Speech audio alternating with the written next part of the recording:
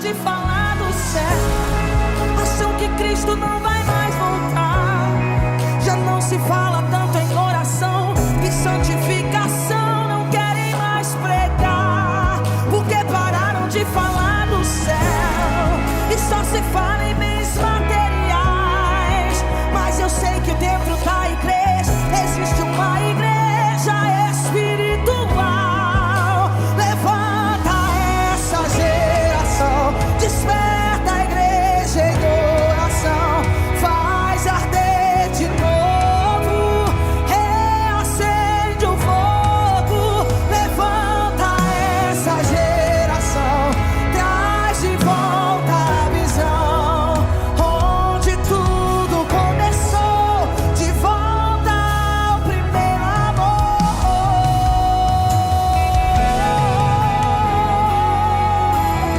Cadê a geração que foi levantada por Ele?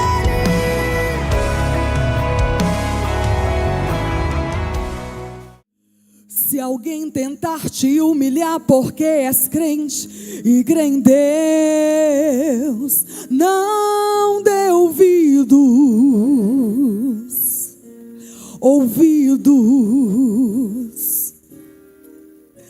Diga apenas que a tormenta vai passar, porque Deus é contigo, contigo. Não se deixe ser levado pela voz do opressor. Ele só sabe acusar. Não se renda, porque ele já perdeu. Agora é sua vez de humilhar. Não te lembras que ele foi até a Deus dizer que Jó blasfemaria contra o seu Senhor? Se o Senhor deixasse ele consumir todos os seus bens, Jó não aguentaria. Oh, aleluias. Mas o homem que é fiel no seu propósito e teme a Deus não se corrompe, não, não, não.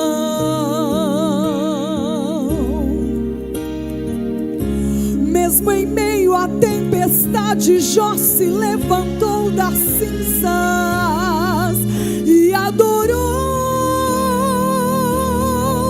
ao Senhor. Jó lançou-se sobre a terra e adorou, e falou para todo o inferno escutar: no saí do ventre da minha mãe, e é no que voltarei para lá. Tudo que eu tinha era de Deus, Deus me deu e Ele mesmo tomou. Cai por terra o inimigo de Deus, e louvado seja o nome do Senhor.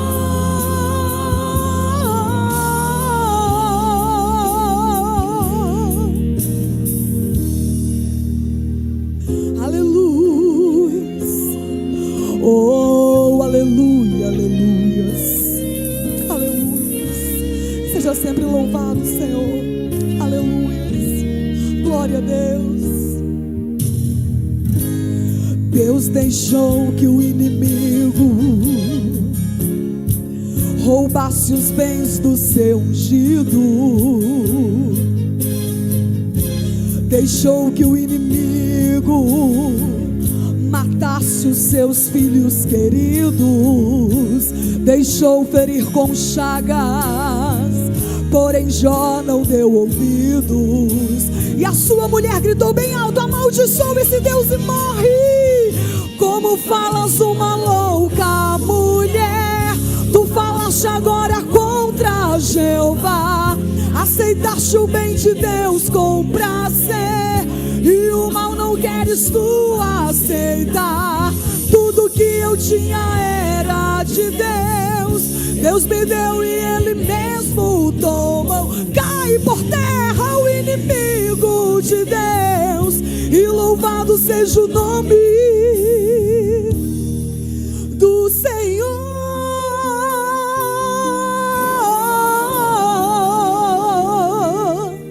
Do Senhor, bendito é o Senhor.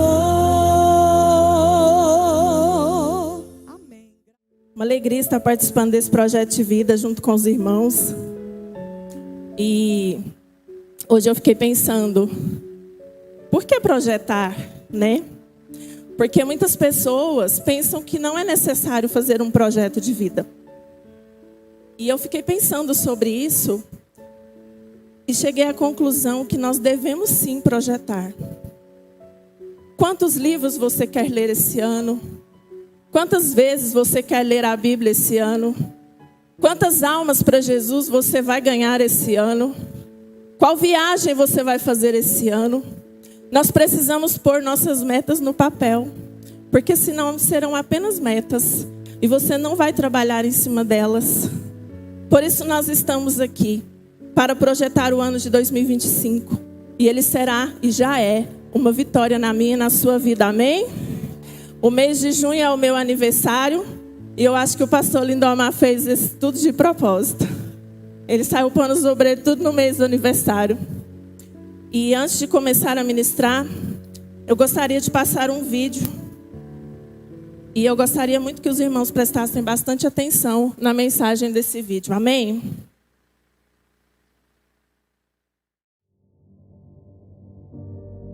Uma pergunta: qual o seu chamado? Te pergunto isso porque nós não seremos julgados por aquilo que fizemos em vida, e sim por aquilo que fomos chamados para fazer. Imagine comigo estar diante do trono de Deus e uma situação dessa acontecer. Evangelista Anderson, venha e preste conta da sua vida na terra. Evangelista Anderson? Não, eu não sou evangelista, eu sou um contador.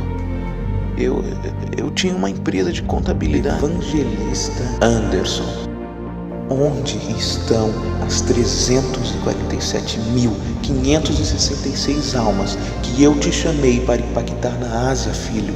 Onde estão? Eu sou um contador, eu tinha uma empresa de contabilidade, eu ajudava igrejas, ajudava os ministérios nas finanças. Filho, onde estão as 347.566 almas que eu te chamei para impactar na Ásia? Onde estão? Se você simplesmente tivesse buscado a minha face, eu teria revelado isso a você. E tudo o que diz a respeito do chamado deste homem foi queimado diante do julgamento de Cristo. Contador Jones, um passo à frente e preste conta de sua vida na terra. Contador Jones? Não, eu fui pastor por 35 anos, tive uma igreja com 750 membros.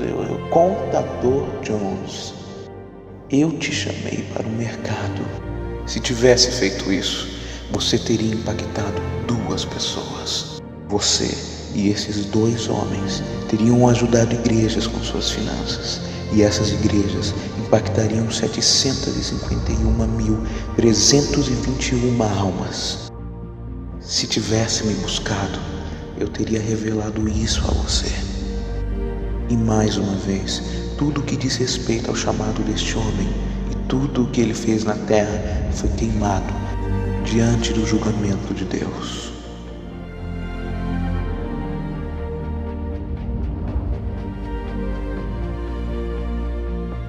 Irmã Smith, venha e preste conta da sua vida na terra. Eu apenas criei 3 filhos, eu nunca preguei às nações, eu nunca fui a viagens missionárias. Eu só trabalhei duro para criar os meus filhos nos seus caminhos.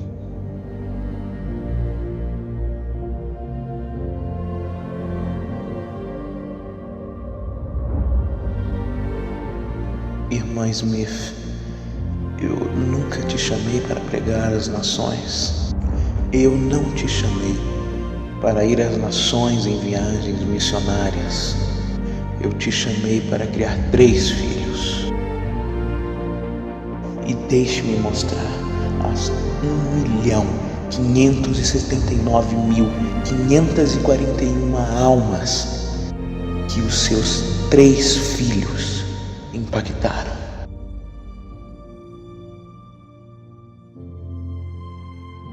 Você me buscou e ouviu a minha voz e foi obediente ao meu chamado. Muito bem, minha serva boa e fiel, entre na alegria do seu Senhor.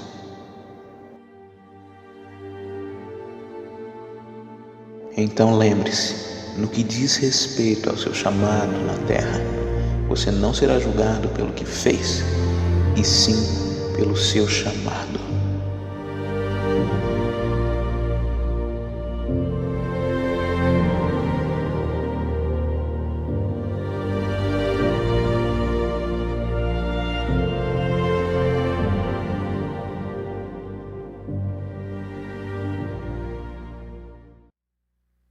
Esse vídeo impactou muito a minha vida a primeira vez que eu o assisti.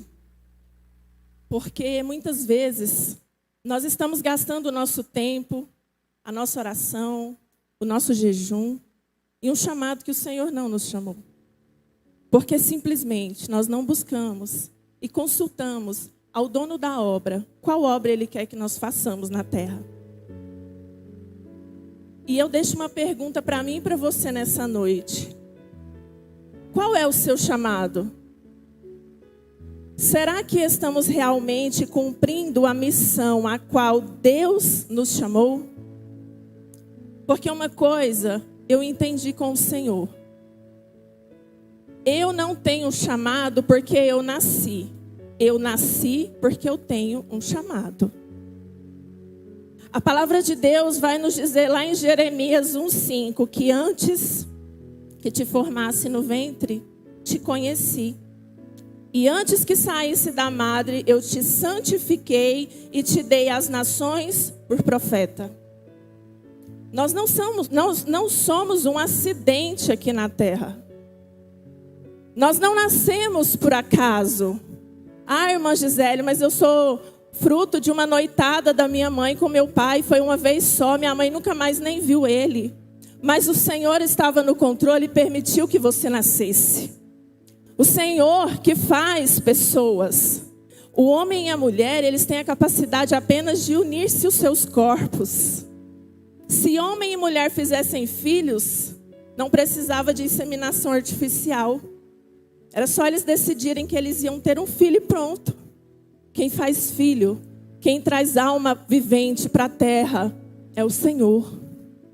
E se você nasceu, é porque você tem um propósito a ser cumprido. Você não é uma obra do acaso. Você não é um acidente que está por aqui. E Satanás, como foi dito aqui nesse altar ontem, ele é sujo. E ele tenta deturpar o nosso chamado. Ele tenta roubar a nossa chamada.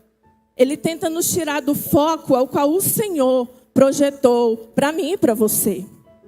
Porque se ele disse para Jeremias que antes dele ir para o ventre da mãe, ele já tinha constituído ele por profeta, por que você acha que para mim e para você é diferente? Ai, nasceu a Gisele, deixa eu pensar aqui, o que ela vai fazer na terra? Não é assim, irmãos. O Senhor, ele tem o controle de todas as coisas na palma da mão dele. Ele era, ele é e ele será eternamente. Tudo está patente aos olhos do Senhor. Ele sabia que você ia nascer. Ele sabia que eu ia nascer. E ele sabe aqueles que ainda vão nascer e por que vão nascer.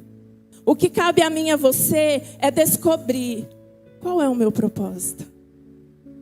E eu coloquei algumas características aqui do chamado. E a primeira coisa que eu quero comentar, eu quero ler lá em 2 Timóteo, capítulo 2, versículo 4, 11, 12 e 13. 2 Timóteo, capítulo 4.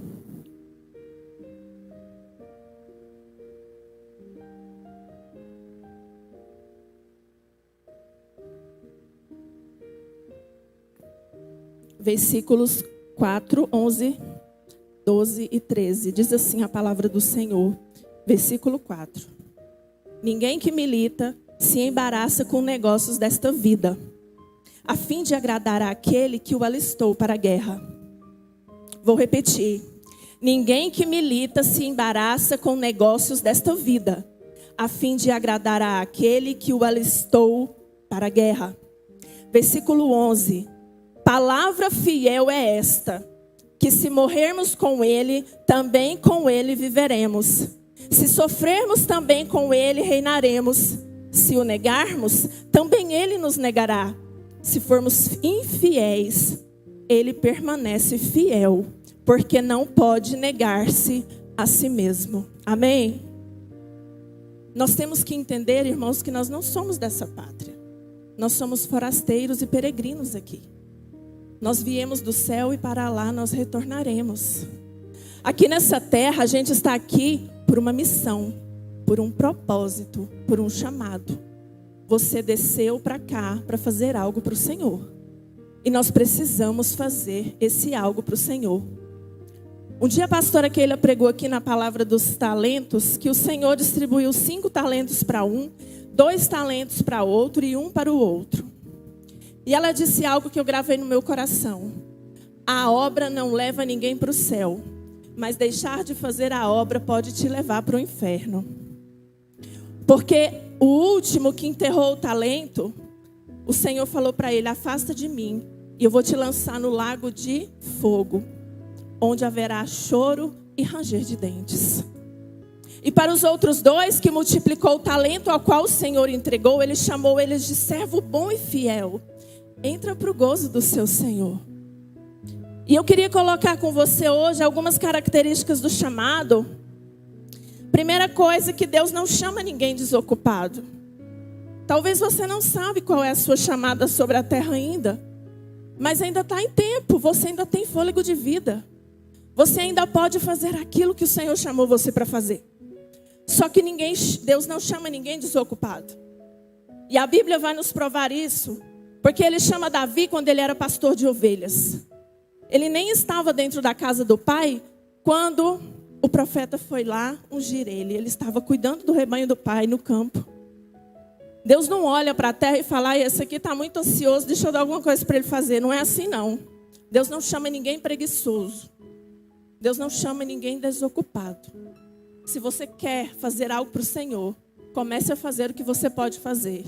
Se você ainda não sabe qual é a sua chamada, faz aquilo que está ao seu alcance. E tem muitas coisas na obra que nós podemos fazer. Nós podemos orar um pelos outros. Nós podemos evangelizar os nossos vizinhos. Nós podemos dar bons testemunhos. E eu sei que vocês sabem de tudo isso que eu estou falando aqui. Mas é bom a gente reforçar. Você pode trazer almas para o Senhor Jesus aqui no culto. Você pode levar um panfleto e evangelizar uma pessoa. Você pode dar um abraço. Você pode ser fonte de água viva na vida de alguém. Gideão estava malhando trigo no lagar quando o Senhor chamou ele. Eliseu estava cuidando do gado. Saul ajudava o seu pai a procurar as jumentas, como já foi pregado aqui essa semana. Pedro, Tiago e João eram pescadores. O Senhor não chamou ninguém desocupado. Se você quer saber qual é o seu chamado, a primeira coisa que você tem que fazer é se ocupar da obra do Senhor. Independente do que você está fazendo, o Senhor vai olhar e vai dizer: ali tem uma pessoa esforçada. Eu vou revelar para ela qual que é o propósito de vida dela. Amém? Segunda característica O momento que você está vivendo pode até não ser o proposto, mas o Senhor está te preparando para o seu chamado. Talvez você pense assim, nossa, mas até hoje eu não descobri qual que é o meu chamado. Mas eu tenho certeza que os caminhos que você vem trilhando e fazendo a obra vai te levar para o seu chamado. Quando eu fui chamada pelo Senhor para fazer o que eu faço hoje, eu era enfermeira. E o Senhor falou para mim, aqui para você chega.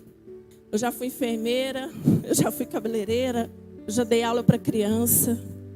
Já trabalhei em tantas coisas até chegar aqui, onde o Senhor tinha uma chamada para mim. E eu começar a trilhar esse caminho. E ainda trilhando esse caminho, eu tenho certeza que eu vou aprender com o Senhor até o dia que Ele me recolher, ou até o dia que eu encontrar com Ele nas nuvens. Aquilo que você vive durante a sua vida te prepara para o seu chamado. Independente da sua atividade, se você estiver alinhada com o céu, Deus está te preparando. Eliseu estava cuidando de gado. Essa história está lá em 1 Reis 19. Ele estava ali lavrando bois. E Elias passou. O Senhor falou para Elias que ele ia ungir um profeta. Eu fico pensando que lá tinham tantos profetas. Por que Elias não escolheu um profeta pronto? Porque a chamada de Eliseu dependia disso. E ele não estava desocupado. Ele estava trabalhando. E Elias passou, jogou a capa sobre ele. E a única coisa que Eliseu disse foi, deixa eu ir em casa, dar um beijo no meu pai e na minha mãe. Honrando seus pais. Não simplesmente seguiu o profeta e deixou os pais para trás. Nós não podemos quebrar princípios, irmãos. O chamado não nos chama para quebrar princípios. O chamado nos chama para acrescentar princípios na nossa vida. Eliseu agora é um profeta que vai seguir Elias, aprender tudo que ele tem para ensinar até que ele fosse assunto aos céus. E ele vai em casa, volta, mata aqueles boi tudo e dá para o povo comer. Ele matou aquilo que ele fazia para seguir a sua chamada. E eu achei isso tão interessante dele matar os bois, porque ele poderia dizer, nossa, deixa eu ir lá ver como é que tá meus bois. Fazer como os discípulos, que já tinham virado apóstolos e voltam a pescar. Quantas vezes nós somos instigados a voltar atrás? Quantas vezes eu acordo de manhã e falo, eu vou voltar a ser enfermeira, porque esse negócio de trabalhar na obra não está dando não. E o Senhor me lembra que eu tenho um chamado, que eu tenho um propósito, que eu tenho uma missão e que não depende de mim nem da minha vontade, depende dele e da vontade dele. Amém, irmãos? Tudo que te vier às mãos para fazer, fazei-o com todo o seu coração, como que para o Senhor e não para homens. Esse versículo ele é impregnado dentro de mim, porque muitas vezes eu não quero servir lá na minha casa. Eu não quero lavar banheiro, não quero fazer almoço, eu não quero arrumar casa. E o Senhor martela ele no meu coração. Tudo que te vier às mãos para fazer, fazei como que para o Senhor e não para homens. O primeiro chamado de uma mulher, eu já falei isso aqui. O primeiro ministério de uma mulher é servir na casa dela, é ser auxiliadora idônea. Só que a gente quer conquistar o mundo, a gente quer brilhar, a gente quer virar rainha da Inglaterra, mas não quer servir o marido, não quer servir os filhos, não quer servir na igreja. Presta atenção qual que é o primeiro chamado de uma pessoa. Nós precisamos entender a chama que arde dentro de nós, de servir. Já foi falado tantas vezes isso aqui. É servir, é servir. Mas a gente quer servir lá fora. A gente não quer servir dentro da nossa casa. Tudo que te vier às mãos para fazer, fazei-o de todo o coração, como que para o Senhor e não para homens, sabendo que a sua recompensa vem lá do céu. Amém? Eliseu então mata aquilo que o traria de volta e deixa para trás tudo que ele fazia. Ele abre mão daquilo que ele sabia fazer para cumprir uma chamada que ele nem imaginava o que ele ia trilhar. E quem aqui conhece o profeta Eliseu? Foi um grande homem de Deus. Ele foi tão grande homem de Deus que nós estamos aqui depois de quantos mil anos falando sobre ele. E se ele tivesse continuado lá lavrando bois, talvez nós nem saberíamos quem foi Eliseu. Só que o chamado não é para você ficar famoso não, viu? É para dizer que você é um homem ou uma mulher de Deus e deixar uma história. Deixar um legado de vida para os seus filhos, para a sua família. Eu fico pensando quando eu morrer, o que será que meus filhos vão falar de mim? A minha mãe era uma mulher de Deus ou não? Quando eles sentirem falta de uma oração, será que eles vão lembrar? A minha mãe poderia orar comigo, a minha mãe poderia me dar um conselho, a minha mãe te ajudaria. Se minha mãe estivesse viva, ela te ajudaria. Será que eu vou deixar um legado para os meus filhos, para os meus netos? Ou será que eu vou deixar apenas uma história que todo mundo vai esquecer? O chamado de Deus nas nossas vidas nos faz sermos eternos na vida dos nossos filhos e da nossa família. Amém, irmãos? Você precisa saber quem você é em Deus e quem Deus é em você. Ou então você vai ficar vagando por sobre a terra, sem cumprir a chamada ao qual o Senhor te chamou, ou cumprindo uma chamada errada, errônea, e você nunca sentirá preenchimento dentro de você. Tem pessoas que têm altos cargos, altos salários, casas maravilhosas, mas eles sentem um vazio dentro deles, que é o vazio que somente a chamada do Senhor preencheria, somente a presença de Deus ia preencher, somente o Espírito de Deus preencheria esse vazio dentro das nossas vidas. Quando nós estamos cumprindo o ID de Jesus, nós sentimos alegria na obra do Senhor. Ela não se torna pesada, ela não se torna um fardo para nós, porque é aquilo ao qual nós nascemos para cumprir. Outra característica é que a chamada geralmente está atrelada à sua experiência de vida. Talvez aquilo que você tem vivido desde a infância está te empurrando para o seu chamado. E você nem sabe. Está te empurrando para o seu chamado. E você nem sabe. Eu quero contar rapidamente aqui em 3 minutos a minha experiência de vida. E eu não vou sair do tema, é para você entender que geralmente nosso chamado está atrelado ao nosso testemunho. Eu tenho 42 anos e quando minha mãe ficou grávida de mim, eu não sei se eu já contei isso aqui. Os meus pais eram cristãos, só porque a minha mãe ficou grávida antes de casar. E há 42 anos atrás, hoje isso já é um escândalo, imagina antes. Minha mãe morava em casa pastoral, meu pai era copastor de igreja. E a minha mãe ficou grávida. E meu pai teve uma brilhante ideia.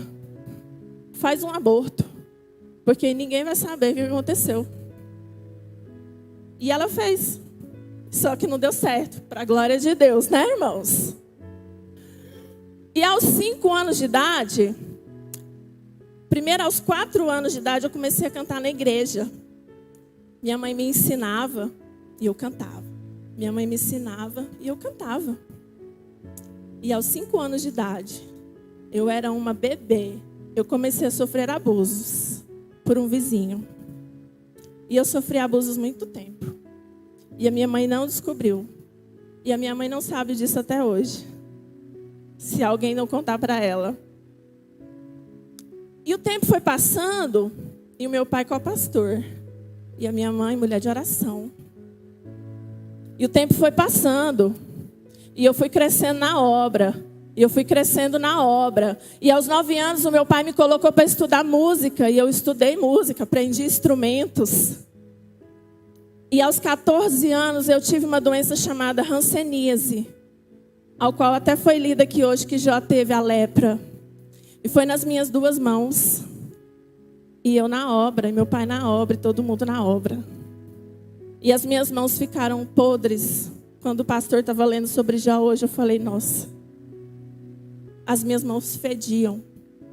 Minha mãe tampava para não passar varigeira. E toda oração que era feita, e tudo que podia. E o meu pai caiu em adultério, saiu de casa e deixou a gente desamparado. Então a igreja começou a amparar minha mãe. E o médico falou assim para minha mãe, eu lembro como se fosse hoje.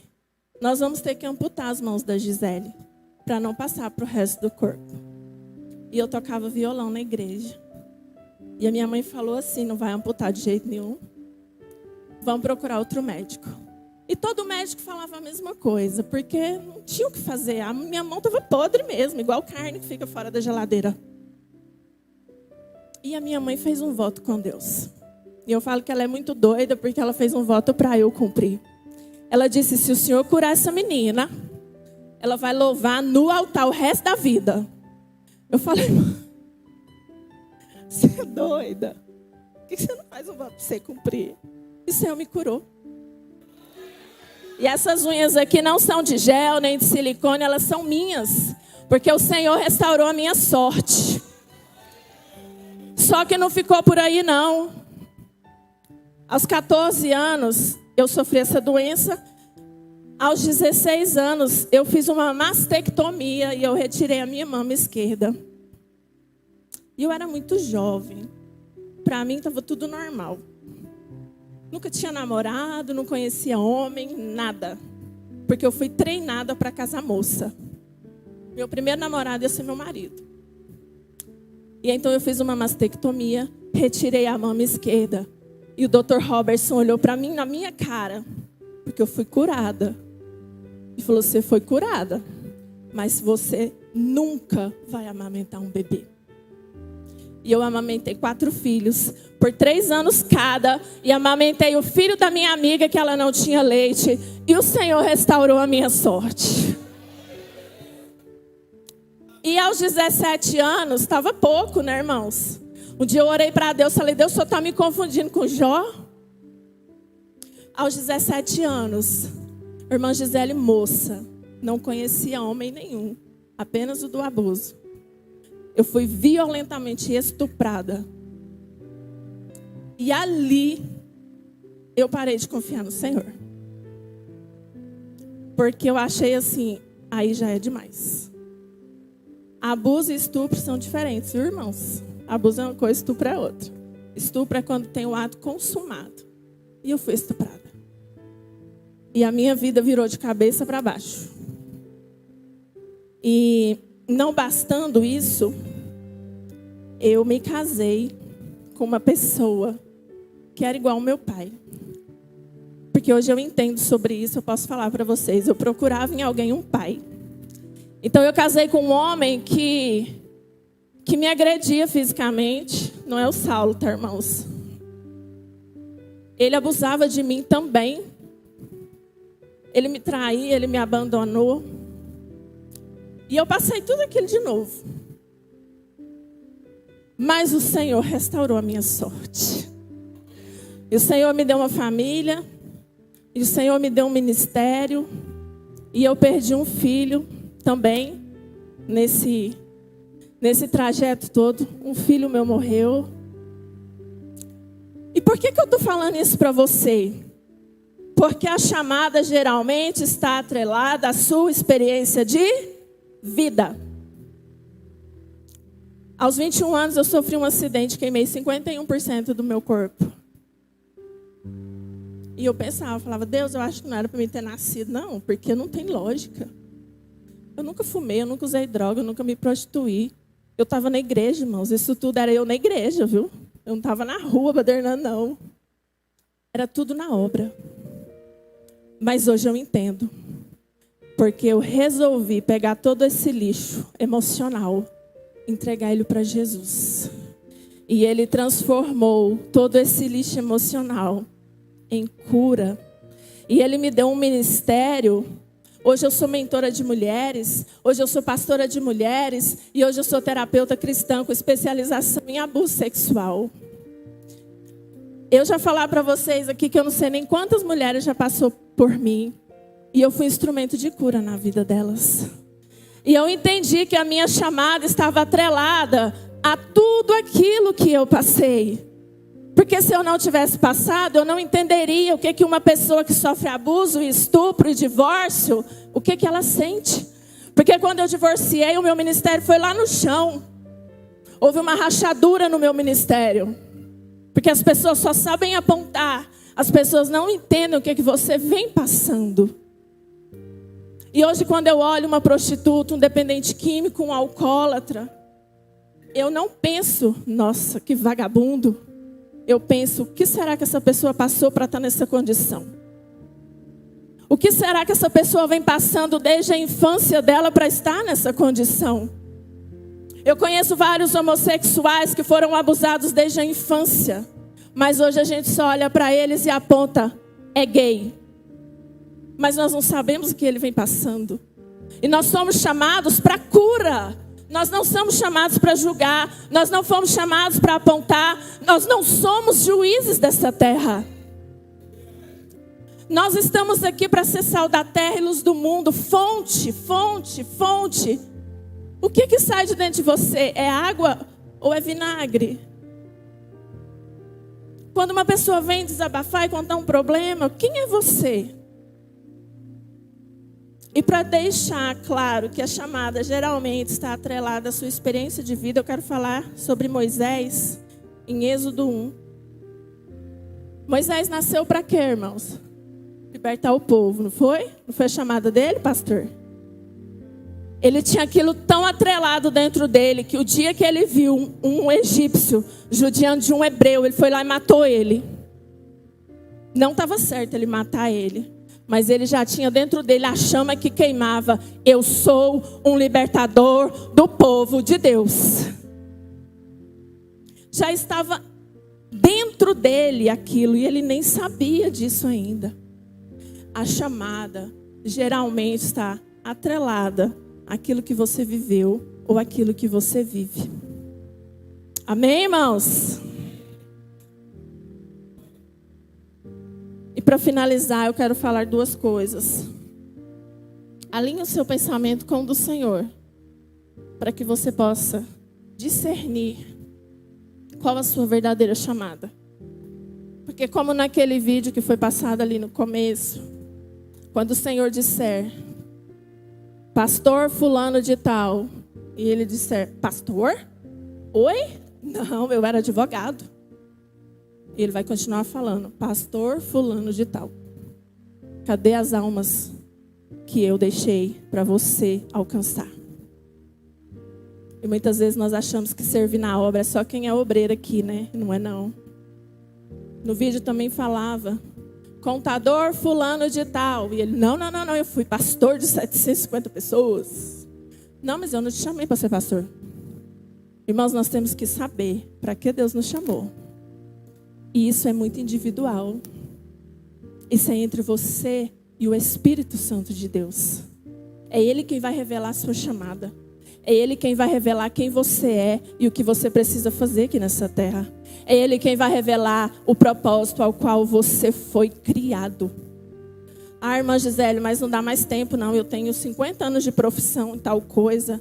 Talvez essa era a sua chamada mesmo. E se não for, ainda dá tempo, meu irmão. Ainda dá tempo de correr atrás do prejuízo e fazer aquilo ao qual o Senhor te chamou. E algo que eu quero falar aqui também para vocês é que você não deixa a sua família para trás. A nossa chamada, ela tem que ir conosco, a nossa família.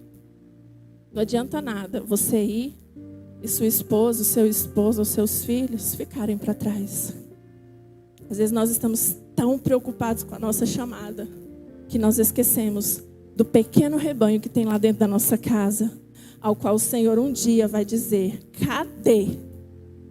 Ele não vai perguntar se você deu boas escolas, roupas caras, não vai. Ele vai falar, cadê os 4 filhos que eu te dei, Gisele?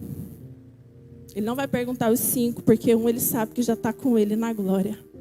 Mas o Marcos Paulo, o Adro e a Manu, ele vai falar, cadê? E aí? E aí? E eu li um pensamento na internet, um texto muito lindo, eu vou ler ele rapidamente para finalizar, do Maurício Lousada. Às vezes você até viu isso na internet, porque está no Instagram, que diz assim, que em 2025 você possa comprar uma casa dos seus sonhos, com uma casa bem grande, com vários cômodos, mas que ela esteja com cômodos vazios, porque a sua família estará em volta de uma única mesa, tomando uma refeição. Que em 2025 você possa comprar um carro zero, mas que ele fique na garagem porque você tirou uma tarde para brincar ou caminhar com a pessoa que você ama. Que em 2025 você tenha uma conta gorda e próspera, mas que você tenha R$5 no bolso para comprar um algodão doce e sujar os dedos no parque com o seu filho. Que em 2025 você tenha o melhor plano de saúde do país, mas que você não precisa usá-lo, porque haverá saúde dentro do seu lar. Que em 2025 você compre uma TV Smart, da maior que existe no mercado, mas que ela fique desligada, porque você está passando um tempo com a sua esposa e perguntando para ela, como foi o seu dia? Que em 2025 você tenha o melhor iPhone do momento, mas que você deixe ele de lado, valorizando quem está do seu lado. Que a sua agenda de pregador, de pregadora, de cantor ou de cantora fique lotada, mas que ao final do dia você tenha tempo de orar pela sua família. Eu profetizo um 2025 abençoado para vocês e cheio daquilo que o dinheiro não pode comprar. Amém, irmãos? Deus abençoe e eu agradeço a minha oportunidade. Quem pode livrar como o Senhor?